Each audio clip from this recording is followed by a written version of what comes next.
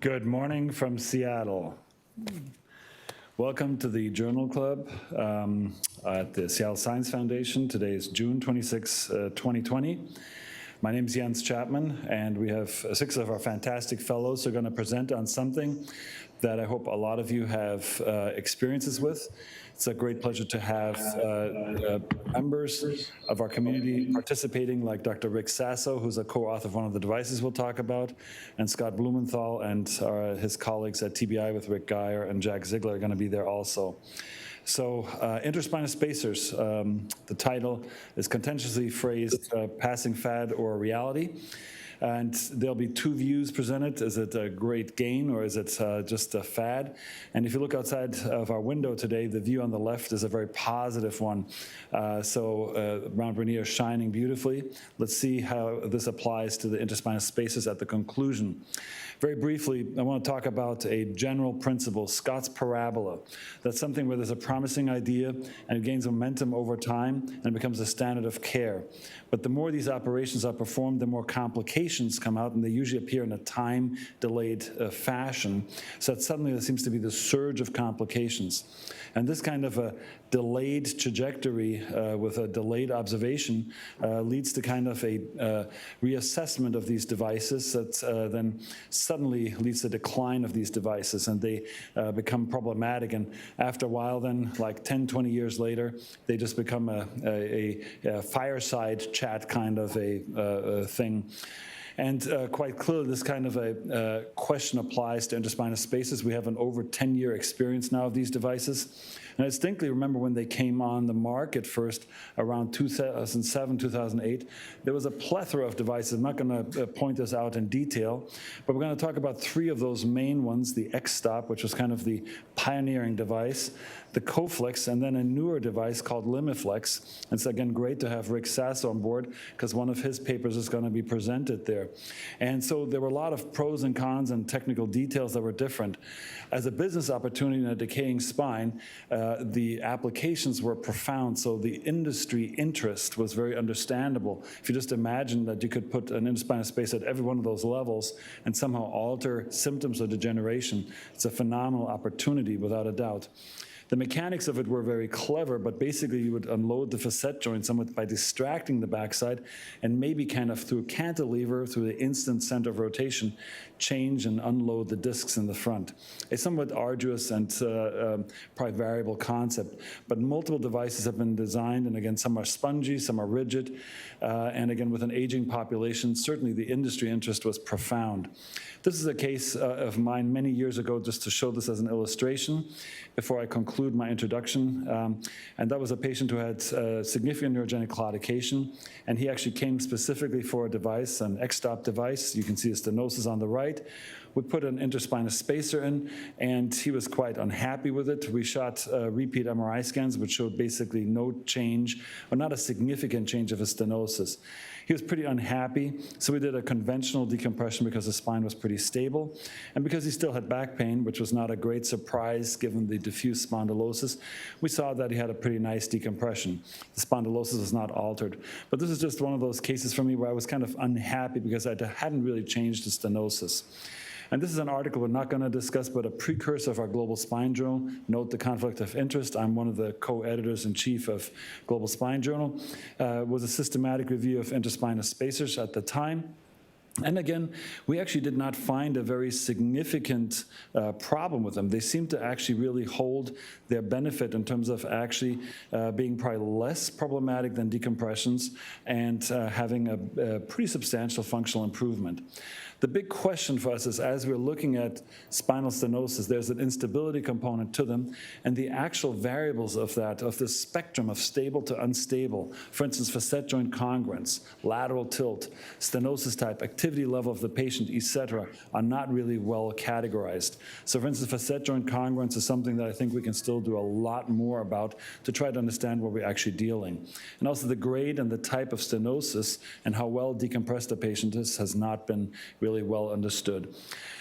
I'm going to close with the following macro statistics. So I obviously love big data, have for a long time, and the NHS, that's the National Health Service in the United Kingdom, has actually really done an amazing job categorizing what's going on. And this is a slide that they published in their last 2019 report. And this over time, from the left curve on 2007, shows a substantial rise that looks substantially like Scott's parabola with which I started this journal club. And since 2014 and 16, the number of applications around the country has actually declined dramatically. So this is a very, very substantial and sustained kind of a decay, to the point where in the NHS they're now thinking whether this actually should still be continued. So maybe this is a real-life Scott's parabola. To start things off from our 6 wonderful fellows who all work very tightly, Cliff, who's really done a great job organizing this session, has put together a couple of questions. Are we ready for your questions? Yes. Thank you, Cliff. I'm going to take this one out. And these are survey questions that everybody can answer. Thank you, Dr. Chapman. Good morning, everyone. Again, my name is Cliff Pierre. I'm from Brooklyn, New York. I completed medical school and started neurosurgery residency training at the University of Rochester.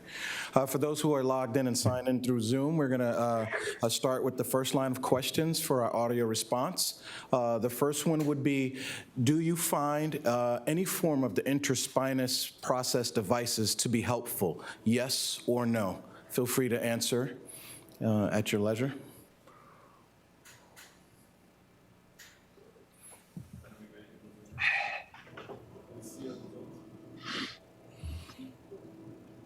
Okay. What was the result? Can we share the result? Yeah, sharing right now. Is there okay. So, Cliff, you may not see that. We have a 55% are favorable, 45% are not favorable. Excellent. Now let's go on to our... Can you repeat the microphone? Yes, so we have a 55% response rate for those who find it favorable and a 45% who don't. Currently. That proceeds us to the next question, and the second question would be, which device do you currently use? As Dr. Chapman alluded, there are many devices for interspinous spacer process on the market, and so of which do you currently use in your practice, whether it be X-Stop, Coflex, Limiflex, Vertiflex, Superion, Diam, Wallace. There's multiple devices. You could place others for if your device is not listed on this as well. Feel free to answer now. And do we have, let us know when the result is out. So I don't know the result, you have to say it loud. By far the leader is Coflex 75. Currently, by far the leader is Coflex at 75%. Vertiflex 11. That proceeds us to the third question, of which we are going to ask the audience of understanding the contraindications for the interspinous process devices. We could start with, as Dr. Chapman alluded, instability, more specifically translation greater than 5 millimeters. Is it severe osteoporosis? Is it obesity with a BMI greater than 40? Feel free to list your answer choices now.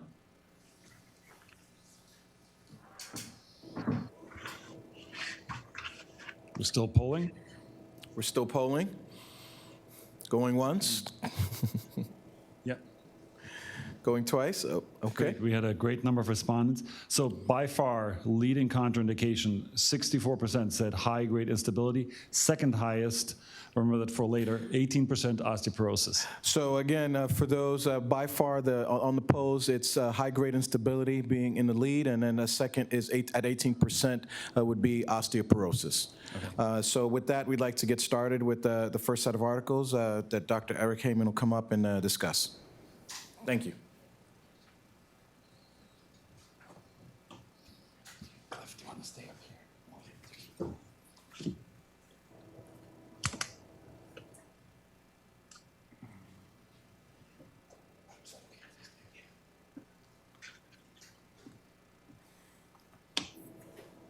Perfect. My name is Eric Hayman, and I'll be discussing sort of the granddaddy of all these interspinous spacers, the X-Stop device. This is a device I actually haven't seen too much of in my sort of brief career as a spine surgeon. I'm aware that it happened in the past 8 years. I saw some patients in Washington Clinic, but no one I knew has placed them, and no one knew is really putting them in currently. So this is, the focus of this paper was the original sort of trial that got the X-stop started. It was a randomized controlled trial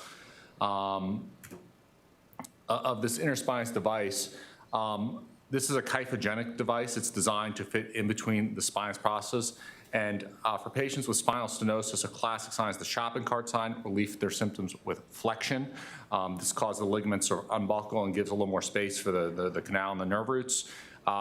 Rather than having the patients do this on the stone sort of globally, the X-stop allows them to do it at a very focal level by sort of just creating a little more space at level, jacking the spaces open. Of note, from a technical perspective, this is designed in that sparing procedure. The supraspinous ligament is supposed to be preserved during the application. With respect in clinical practice, this is another story, but in the original trial, this was a supraspinous ligament sparing technique. The trial that sort of got the start was a randomized control trial comparing patients with non-operative care, meaning epidural steroid injections, PT, or NSAIDs, versus implantation of the X-stop device. In order to be included, they had to be greater than 50 years old, have radicular type symptoms, i.e. leg, butt, or groin pain. They had to have their symptoms relieve of flexion, and they had to have a relatively mild case. They had to be able to walk greater than 50 feet. Patients were excluded if they had motor deficits, cauda equina, or high-grade spinal listhesis. Of note, patients with the grade 1 spinal listhesis were included in this trial. The outcome was their patient's performance on the Zurich claudication questionnaire, a tool designed to specifically assess symptomatic spinal stenosis in 3 domains: symptoms, function, and satisfaction with surgical intervention. Outcomes are assessed at regular intervals ranging from 6 weeks to 2 years. The trial was overall, at least superficially, a success. Patients who underwent the X-stop demonstrated a highly durable improvement up to 50% in their scores, and both with regard to symptom severity, which persisted at 2 years, going from 3.14 to approximately 1.5 on the symptom severity scale. They similarly demonstrated a significant improvement in their physical function domain, going from approximately 2.45 on the scale to 1.25 on average. And again, these symptoms, the response was durable. Arguably, the greatest critique of this data would be that the control was inappropriate. They compared a surgical intervention to a non-surgical intervention. When I think the real question would be whether this procedure is better than the standard of care, which would be laminectomy for symptomatic spinal stenosis. They did address this concern in the trial. They noted that 6 of the 96 X-stop patients and 22 of the 91 control patients did eventually undergo laminectomies. But they unfortunately didn't state clearly how these patients were included in their analysis. They did, however, compare patients who had undergone the X-stop and the laminectomy. And while they found no difference in outcomes with regard to symptom severity or physical function, they did note that patients who underwent the X-stop had reported greater overall patient satisfaction, and that this result was nearly statistically significant, suggesting, at least based on their analysis, equivalence of these 2 procedures. On a final note, they did notice complications in both control and X-stop patients. The X-stop patients' complications were minor. There was a 1% incidence of implant malposition, spinous process fracture, and worsening symptoms at the level of the implant. In the interest of time, I'll let the X-stop case proceed, and then we can sort of discuss both. Good morning, welcome everybody. I'm Ryan Goodmanson, I'm one of the other fellows. We'll go through a quick case about the X-stop and highlight maybe an issue that we can have with it.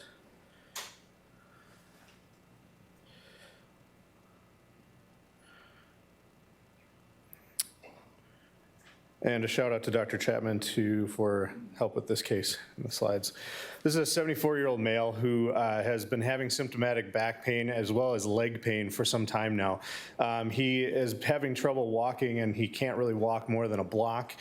His leg pain is worse than his back pain, but he also is not the ideal patient per se. He has an EF of 24%. He's fairly sick overall, diabetic, heart failure, all this. And so, but we have a patient who who wants to be active and has been active in the past, but is now declining over time and having issues with pain, radiculopathy, neurogenic claudication. You can see on his MRIs, which are hard to project, but he has fairly significant stenosis at L4-5, and then kind of a skip level up at L2-3 or 1-2, excuse me. And so, 2-3. He also has kind of global spondylosis, no real evidence of instability, and unfortunately I don't have flexion extension films right here, but really no evidence of instability per se. So you can see here on the CT scans as well, this is a CT myelogram showing the 2-3 space with a complete blockage, and then 4-5 with a fairly significant blockage of the contrast material. So the question is basically, what would you do? Is this person a non-operative candidate? Are they a decompression-only candidate? Would you consider an interspinous spacer for this person? Or even though he has multiple medical problems, potential osteoporosis, all this, would you just look at a decompression infusion and say one and done, and hopefully he does pretty well from that?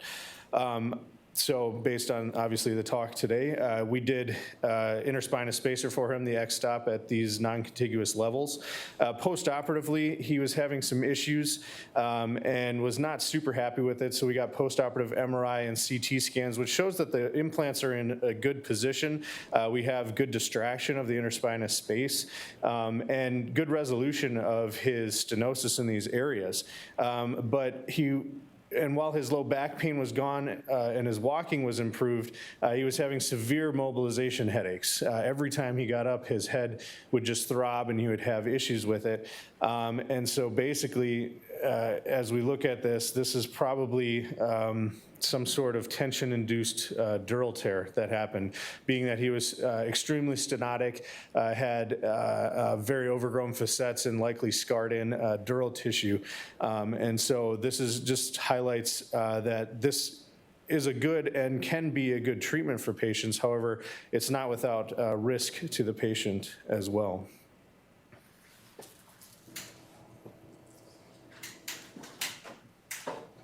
Can I just ask how you make the diagnosis of tension-induced dural tear? This was,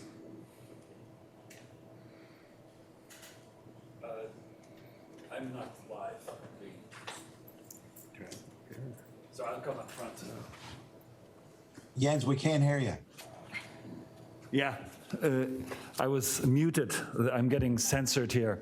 This was a case of mine from Harborview days, and by the way, it's mislabeled there, but that's my responsibility. It's L1-2 and L4-5. So this patient had severe mobilization headaches, and we never did a myelogram on him because he was anticoagulated and had significant cardiac problems. But whenever he got up, he got severe headaches, and we did all the usual caffeine, hyperhydration, bed rest, and we went through this whole cycle. And again, this patient really never lastingly benefited from it. He became more mobile, but basically whenever he got up, he got headaches. Our best guess in the end was that he had kind of some dural tear, and I think we actually did a blood patch on him.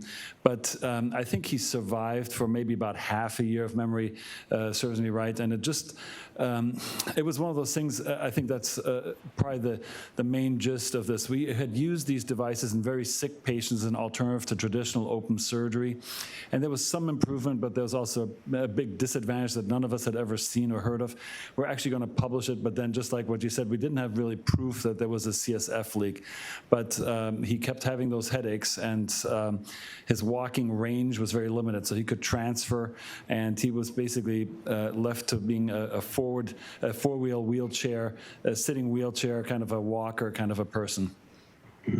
Jens, when you did this, was this done under local anesthetic? Yeah. Or did you actually put him to sleep for a short span? Bingo. So, and we have great colleagues on the call here. This was done when, again, one of the touted advantages of this was that you could avoid general anesthesia. So this is actually done under local with mild IV sedation. So that was that was the premise and one of the sales points at the time, that this could be done as an outpatient, literally under minimal medical things. In fact, this is how he was admitted after a very extensive workup, and then he had to be admitted after surgery because he couldn't walk out of there, and he was in the hospital, I think, for 3 weeks afterwards. He left the hospital, but again, he was always kind of just very restricted in what he could do. So he was very pleased with the leg pain being gone, so there was a clear improvement. So on a statistical assessment, like what Eric's study showed, he probably would have been happy, but on a satisfaction scale and overall functional improvement, it was a very limited success, and we had opened up a new problem that we had not anticipated. The concept of local anesthetic brings to mind the late Steve Kuslich. I don't know if many of you may have had the opportunity to operate with him, but he was a proponent of what he called selective progressive local anesthesia to do his decompressions. And I operated with him a number of times and have used that technique in a couple of my very sick older patients. They do have to sit still, but you just keep using the local anesthetic little by little, layer by layer, to get down to the lamina. And then once you're on bone, the bone really doesn't hurt, and you can do a decompression with it. So I just, if we don't recall history and how our predecessors advanced things, we forget about them. But local anesthetic, you can still do decompressions under that. And at the Cleveland Clinic, Gord Bell was doing a lot of those under local and under spinal in a lot of these sick patients. So there are ways to get around that. So I'm going to ask Todd Landman, who's in a hyper-competitive environment, right next to Patrick Johnson. Todd, can you hear me, and is your microphone on? Yes. So what happened to the X-stop? You're in this hyper-competitive environment. You have a lot of very highfalutin people who want a miracle solution. What happened to the X-stop in your worldview? The X-stop moved out of favor. We've had a few that we put in early on for the same reasons, minimally invasive, outpatient, local anesthetic. But some of them migrated, and Delamarter and I had one that migrated into the nerve root, into the canal, snapped inside, causing a L5 root, which I still take care of this patient now 20-some years later, or however long it's been. So the device just seemed to migrate too much and wasn't really well fixed. So that fell out of favor pretty rapidly. And then we did trial Diom and other ones, but we really didn't get great results. I still use Coflex. I put one in yesterday occasionally with the very selective cases, but it's pretty unusual. Well, let's use it as a segue, and Patrick, I'll ask you later. The Coflex word was mentioned, so that's device number 2 we'll put on the trial, and Sven will present this.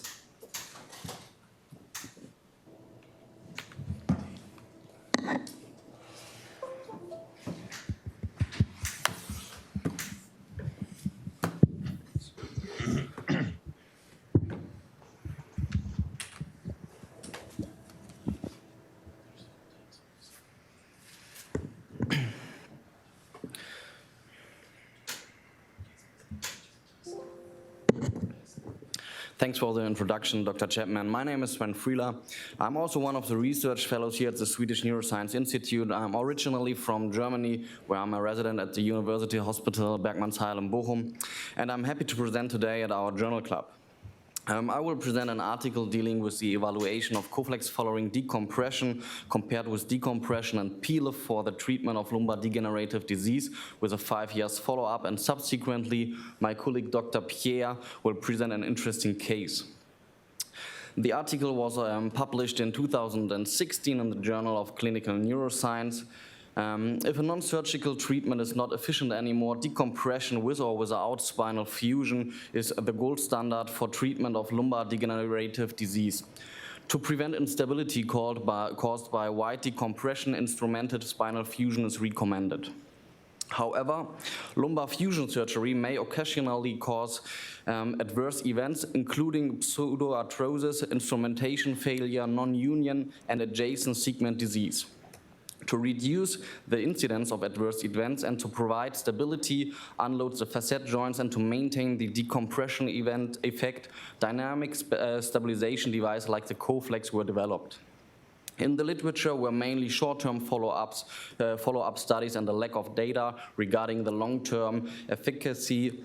Therefore, the aim of the study was to compare the at least 5 years follow-up clinical and radiological outcomes of Coflex implantation following decompression and the traditional PLIF in the treatment of lumbar degenerative diseases.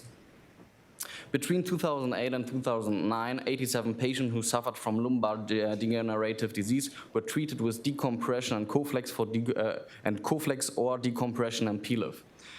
The author used several in- and exclusion criteria. In general, inclusion was based on lumbar spinal stenosis, lumbar disc herniation, or both. In addition, the patient age was between 40 and 80 years, and the conservative treatment was ineffective for at least 3 months. Patients with instability, higher grade of spondylolisthesis, infections, tumors, fractures, or more than 2-level disease, as well as de novo scoliosis more than 10 degrees were excluded. The ODI index and the visual analog scale were used for clinical outcome evaluation. The posterior disc height and the foraminal height, as well as the intervertebral angle difference between flexion and extension defined as a range of motion were measured. For both techniques, posterior midline incision followed by a partial laminectomy and facetectomy were performed for decompression. Subsequently, a discectomy with interbody fusion cages filled with autograft bone were implanted into the intervertebral space and fixed with pedicle screws. In the Coflex group, a microdiscectomy, if necessary, was performed and a Coflex spacer placed. For instance, this image is showing a Coflex placement between L3 and L4. First of all, both groups seem to be comparable with 42 patients in the Coflex group and 45 patients in the PLIF group. There was no significant difference in body mass index, age, sex, duration of follow-up, or duration of symptoms.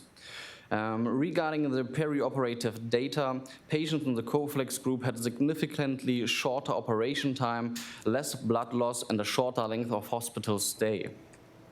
In addition, all patients were operated on L4, L5, and when we look at the indication, we notice a slightly higher amount of lumbar spinal stenosis and less lumbar disc herniation in the PLIF group compared to Coflex.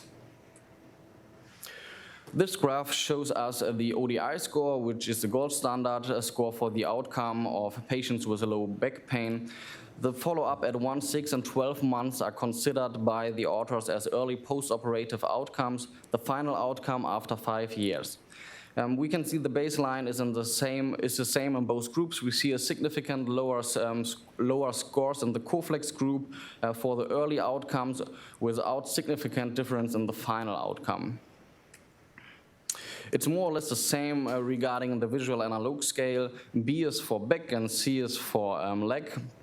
There is no difference in the baseline. When we look at the score for back pain, we see a lower score in the Coflex group for 1, 6, and 12 months. And in the leg group, we see a lower score at 6 and 12 months. But there's no difference, significant difference in the final follow-up. Figure A is showing the FH and B the PDH. The preoperative FH in the Coflex group was significantly higher than in the PLIF group. We see the same trend for PDH.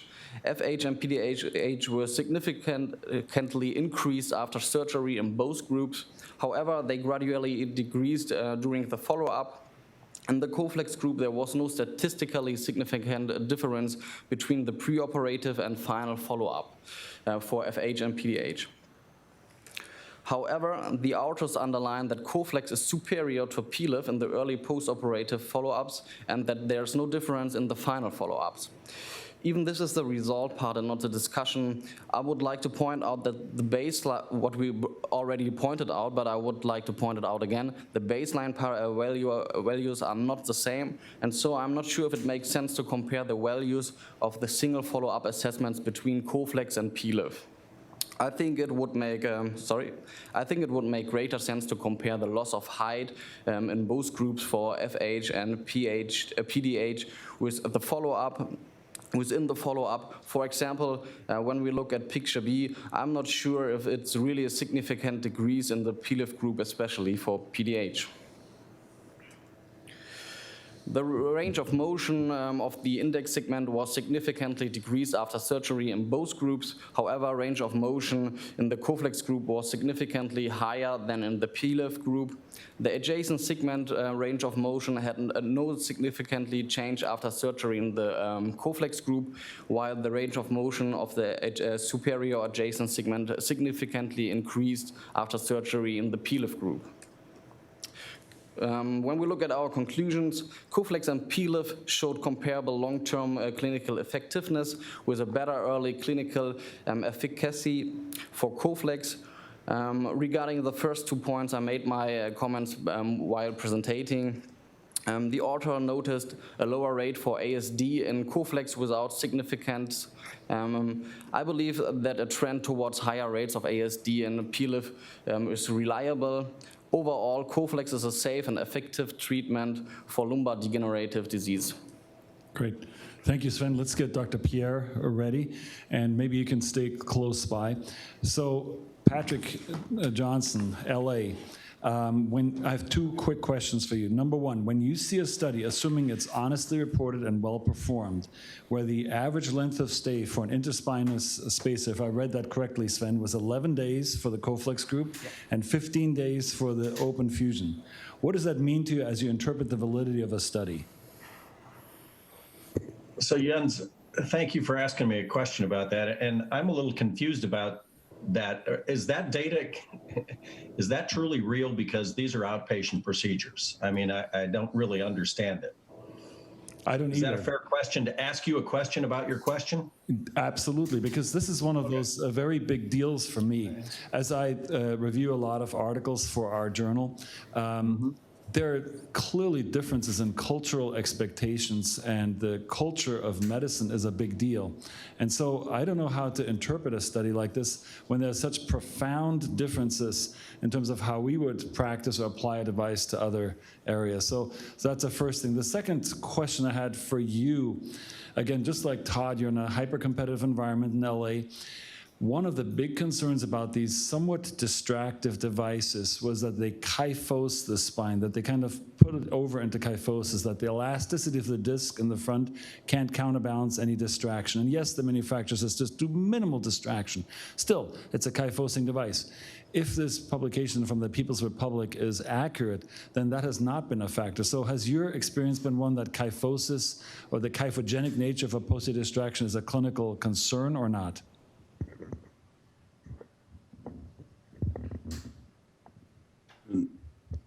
You want me to answer that, Pat?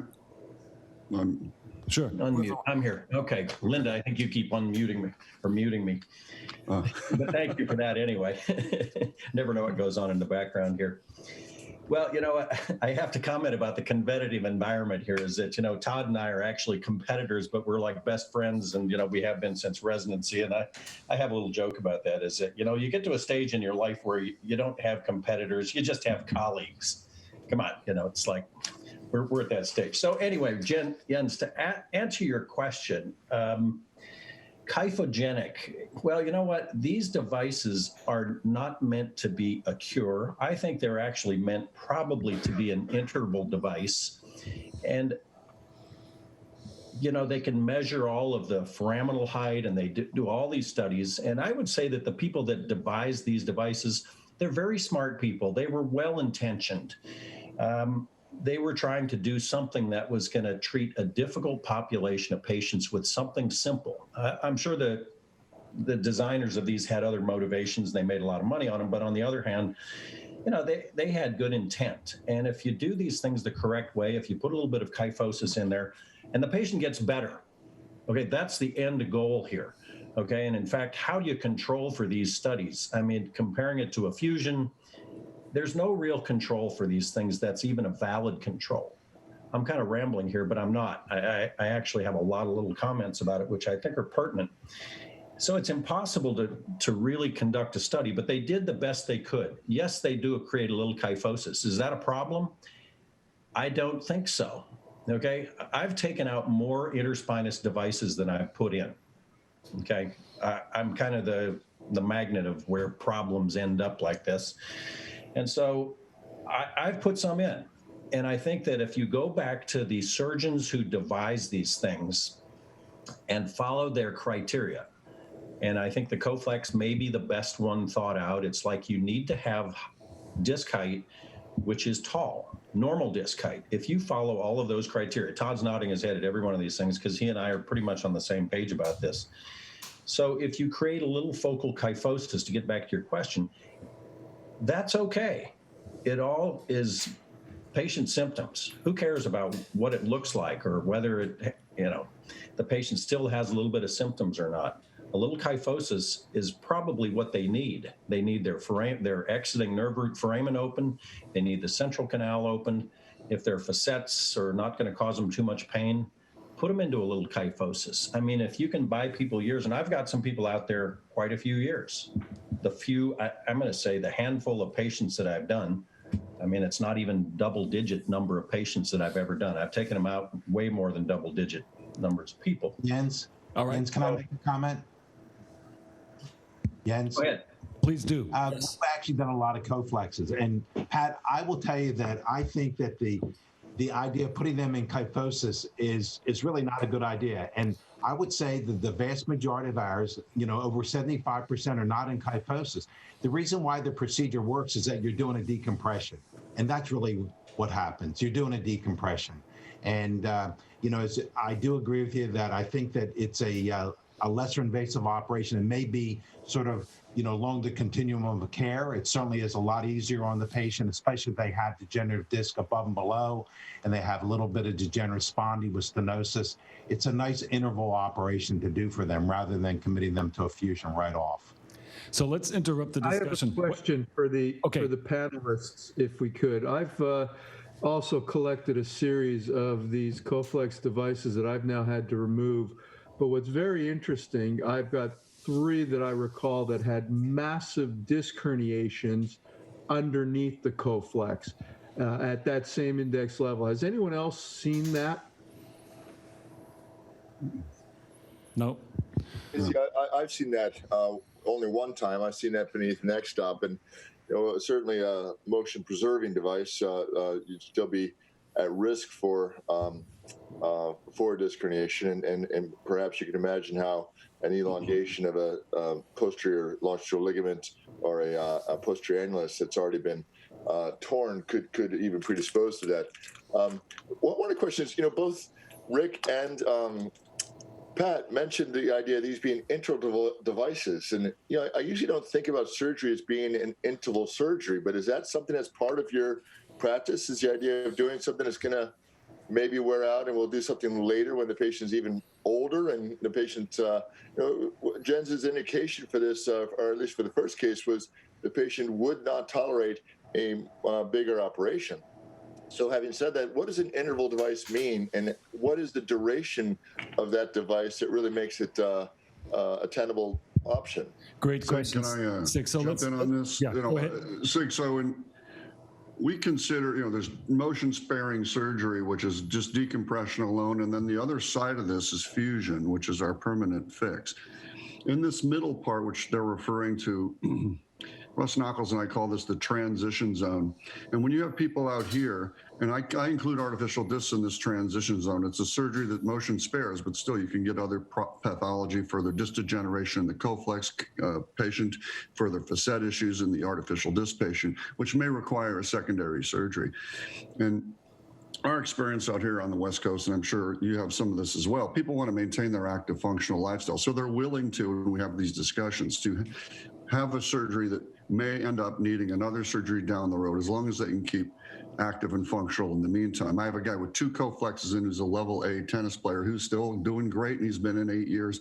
So, and then we have failures as well. So it's hard to know, because it's hard to say how long should these last. That's a great question. The trouble with this study is this study randomized to fusion, and it really should be decompression versus decompression in Coflex, because that's the real answer.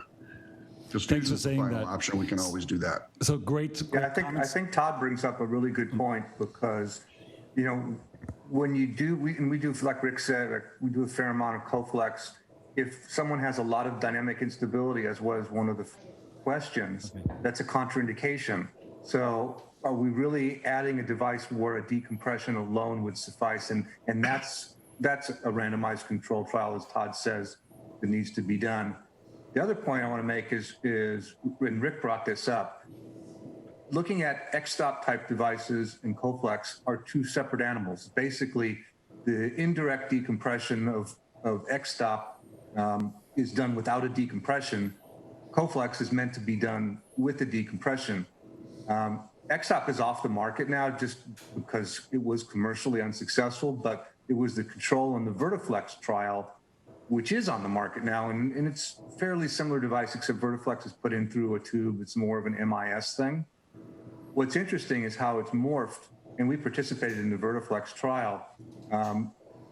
It's morphed into a pain management procedure. Surgeons are not doing indirect decompression with the next generation of Coflex, which is the Vertiflex. The next generation of X-stop, which is the Vertiflex.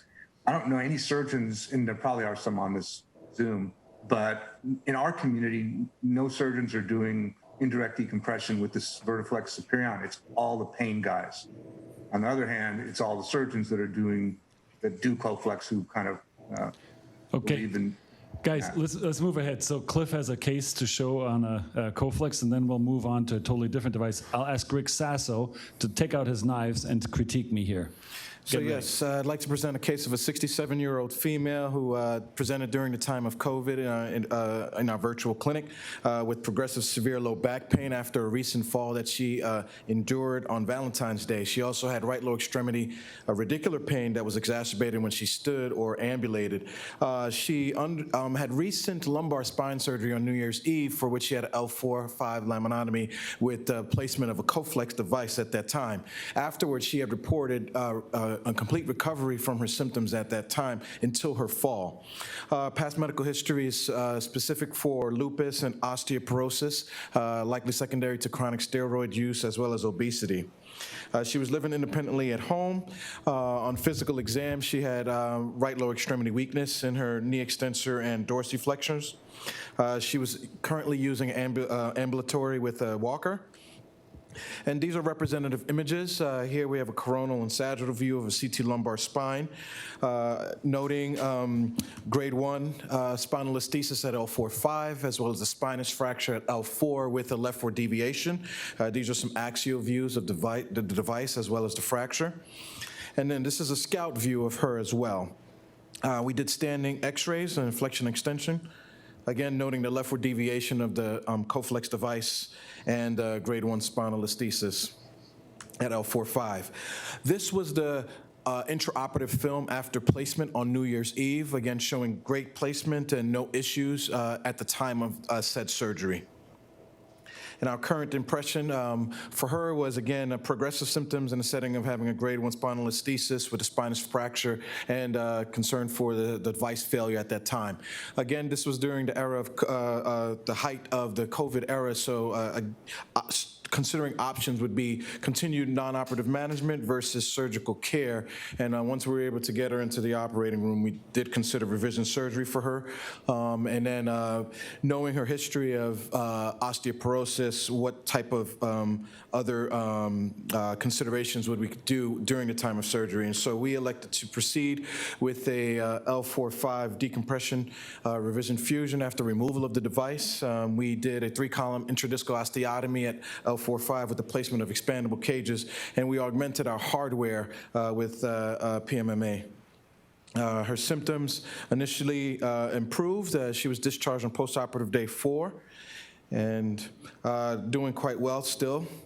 And this brings us to the question of the considerations for why her hardware failed, and secondary to spinous process fracture, likely secondary to demineralization of the bone. And one key question, a research question for us was, does bone mineral density of the posterior elements play a factor, and how does this correlate with what is standardly measured specifically to the vertebral bodies?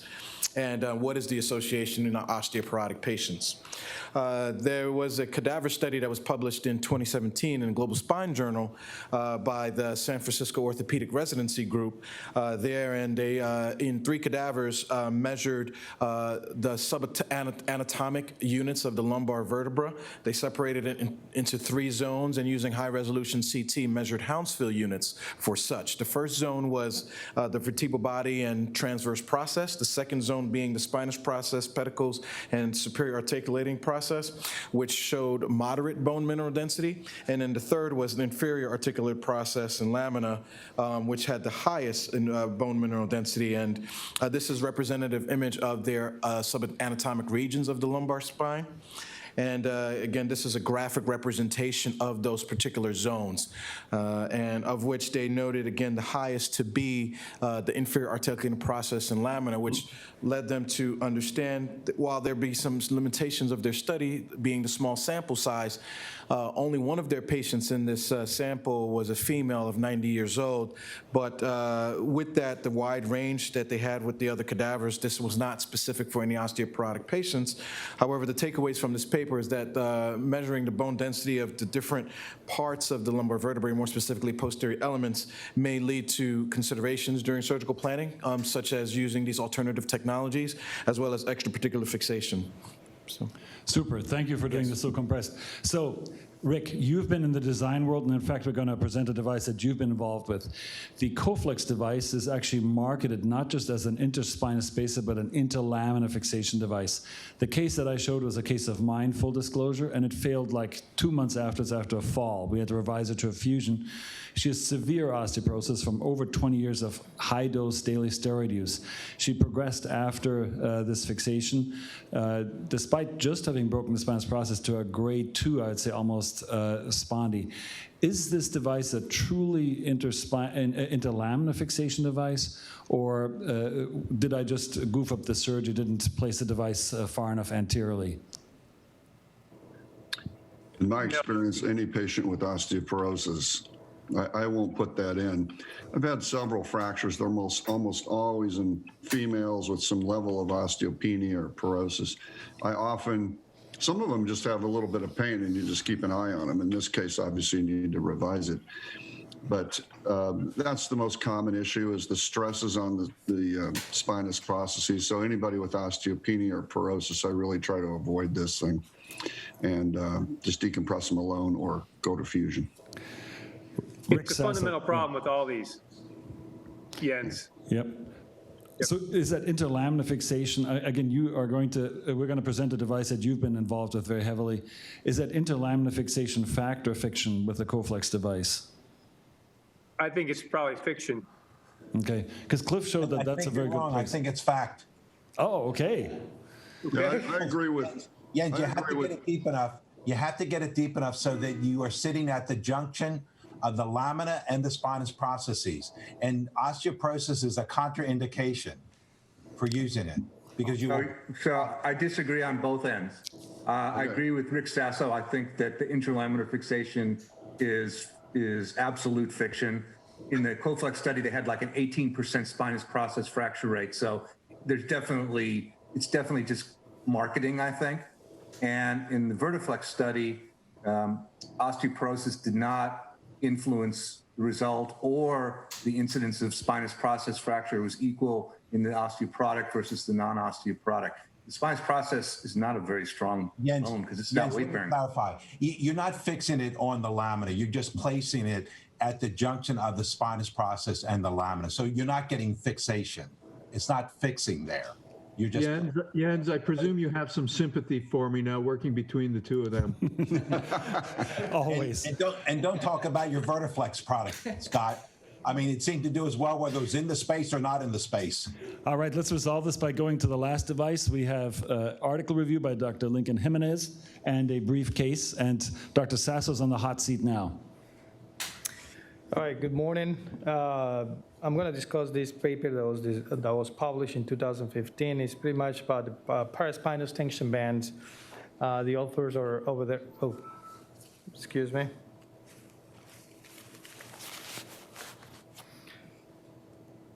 Pretty much what the Lamiflex or the paraspinous process band, what it is a device that is made out of a band that is polyurethane along with a titanium coil. And the intention of this band is to, in between the interspinous ligaments, place the band around it in the two spinous process and create a flexion stiffness, which at the end will create some segmental stability at that level. So why doing that is because these patients, of course, the whole purpose of this design is to, after decompression, doing a laminectomy or laminotomy plus a foraminotomy, the patients may develop some instability, and for which this device was created. So the design and methods of this was a prospective study with the intention to evaluate the clinical safety and effectiveness, and it included degenerative lumbar spondylolisthesis, grade 1 and 2, plus stenosis. The patients were followed clinically and radiologically, and they had comparisons preoperatively and at 3, 6, 12, and 24 months. The outcomes measures clinically were the visual analog scale, the pain disability OS3 scale or disability index, and also they did evaluate patient satisfaction as well as outcome criteria and clinical success based on Davis criteria. The radiological assessment was based on two, quantitative and qualitative. Regarding quantitative, they measured the static disc angle, the anterior slip disc height, and also deflection and neutral and extinction.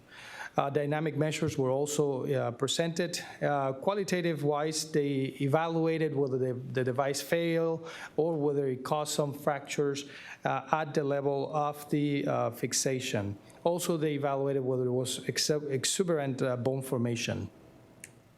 Here is the demographics of the patients. There was a 5-to-1 female to male ratio, and there were the typical features that we find in these patients with spondylolisthesis, degenerative spondylolisthesis. So there was really not much difference. So regarding this table, pretty much what it's showing us is the results, and one of them that is important is that the procedure itself, including both of them, the decompressive laminectomy, foraminotomy, and the tension band placement, took an average 118 minutes, which is significantly lower than the typical fusion for this type of patients when a fusion is decided. The median insertion time was about 25 minutes, and another important thing about this table is the length of stay on these patients, which was about 5 days. And this is in Europe because in general, they mentioned that here in the US, probably these procedures will be done as an outpatient procedure. The other thing that was from this other table, pretty much the clinical outcomes, the most important things over here is that there was a significant reduction in the ODI with an average of 25.4 points, which is 59%, and a maximum length pain reduction of about 65% with a back pain reduction of about 54%. Over here in this figure, what we see is a progressive decrease in both ODI and VAS for low back pain and leg pain. This table, what is showing us, importantly, is the clinical success rate based on the Davis criteria that I mentioned before, which is about 66.7% of the patients did have a good success rate. And based on autumn criteria, the success rate of good outcomes was about 82%, with a patient satisfaction of about 97%. This table, what is showing us is that there was no significant quantitative or qualitative adverse changes, with the exception of one spinous process fracture.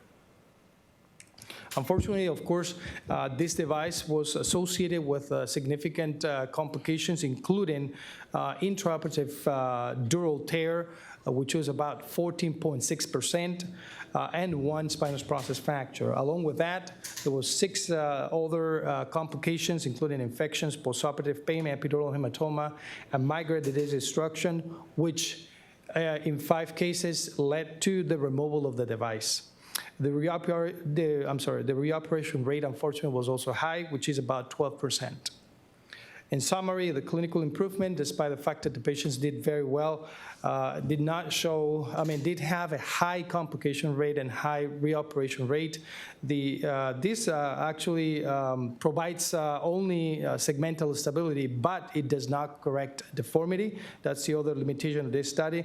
And definitely it will need a prospective study that is going on and or already finished. We are actually a site for this trial at this time. And the other thing is that unfortunately there were low numbers for this study. Thank you, Lincoln. And we'll have Dr. Schell, our Texas ambassador, come up. So Rick, 2 quick questions before Ben comes on. You obviously have a significant involvement with this device. Can you do a better decompression with this device, A? And B, is osteoporosis the same contraindication that, for instance, Rick Geyer identified for the Coflex? So that's a good question, Jens. And over time, I have found out that because of the issue of you need to leave a good amount of the spinous process, or it will fracture. And I've had that happen once, so I learned from that. So I do have a little bit of an issue decompressing too much. So I would say that if I really need to do a really, really, really good decompression, there's profound stenosis, you can do it better with a fusion because you can remove both facet joints and take the entire spinous processes in lamina. You have to leave the lamina. You have to leave at least 50%, in my opinion, of the spinous process in the lamina to fix this. So that's an issue. But all of mine were done as an outpatient. They all took less than 60 minutes. I mean, this is a simple 45, 50-minute operation, all as an outpatient. And that's what I think is the advantage. And you do it for degenerative spondylolisthesis with radiculopathy. In my hands, otherwise, I would be doing a fusion and the patients spend 2 days in the hospital. So I think it's a good option. Thank you. Ben, fire through a case. Got it. Ben Schell, I'm one of the other spine fellows here. So quick case. I don't know if you guys can see this. 77-year-old female, she's really active. She has some low back pain that's radiating into her legs. Right worse than left, but legs worse than her back. Kind of one of her biggest complaints is that she's so active, she's unable to keep going on with her daily life. A couple highlights that she can't really get into her car anymore, can't bend forward. There's her motor exam right there on the right. So a little bit of bilateral weakness. Here are neutral flexion and extension films showing that degenerative spondylolisthesis at L4-5. And then the MRI here, just some select shots, again, showing that foraminal stenosis on the right worse there. And then the midline section, then you see the axial cuts showing, again, some lateral recess stenosis and then that foraminal stenosis on the right. So here's some highlighting shots, kind of what our various discussions were with this patient as far as the plan going forward. She failed conservative care, and then, again, very active. So we would like to avoid a fusion, but if it is what they need, then that is what they need. And then, kind of to burst everyone's bubble, we ended up going with the Limiflex, which Dr. Jimenez, Dr. Sasso kind of already touched on. Uneventful case, very short, like Dr. Sasso said. Here's some highlights from the fluoros as well. And then here are her immediate post-ops while in the hospital. These are the standing films. And then here are her clinic films showing the flexion, neutral, and extension films showing improved stability of that 4-5 degenerative spondylolisthesis.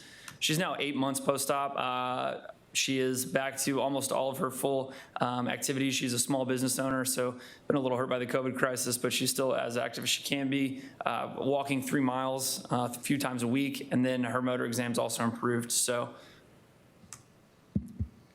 Great. So stay there. So closing comments, I'll invite Rick Sasso because he's used this device extensively. This is a high activity patient, 77 years young. She could walk straight out of a Beverly Hills plastic surgery studio. She looks that great. Is there a limit by having patients be too active? She's skinny, she's She has had a lot of plastic surgery done. She is very, very, very active. Is activity a contraindication to these kind of devices? And does a compressive device have an advantage over a distractive device? Thanks for closing us out, Rick, with your commentary. I do not think that activity is a limiting factor. I have not seen that as a problem. I allow my patients to be as active as they can be. And I have noticed the same, Jens. They have been extremely active without issues. And I think that the compressive effect, we just kind of beat on Coflex about being kyphogenic. This is exactly opposite of that. Actually, you can tighten them down into a lordotic position, or maybe probably better to say a normal position. So yeah, I think that's an advantage. I do. Closing comments by Jack. You've been quiet from the TBI side, a very pensive facial expression there. So close us out for today. I think I sent you a text that sort of says it all. You guys made good lemonade out of a topic that not everybody can make lemonade out of. But thanks to your organization of your fellows and crew and your wonderful moderating. But this was just another great session. Thank you very much, Jens, and have a good weekend, everyone. Stay safe. Thank you all. Thank you. Thanks for watching. Hit the subscribe button for more medical content.